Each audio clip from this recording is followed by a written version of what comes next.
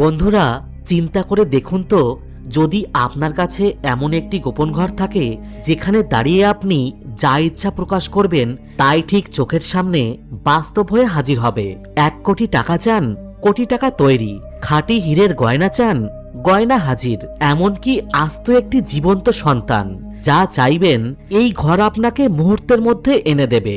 কিন্তু ভেবে দেখুন, এই স্বপ্নর মতো পাওয়ার পেছনে যদি লুকিয়ে থাকে এক ভয়াবহ ও প্রাণঘাতী অভিশাপ।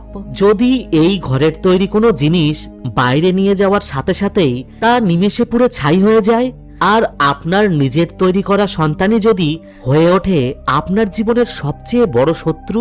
এই গল্পটা আপনাকে প্রতি মুহূর্তে ভাবাতে বাধ্য করবে যে মানুষের সীমাহীন লোভ এবং ইচ্ছা কিভাবে মানুষের ধ্বংসের কারণ হয়ে দাঁড়াতে পারে।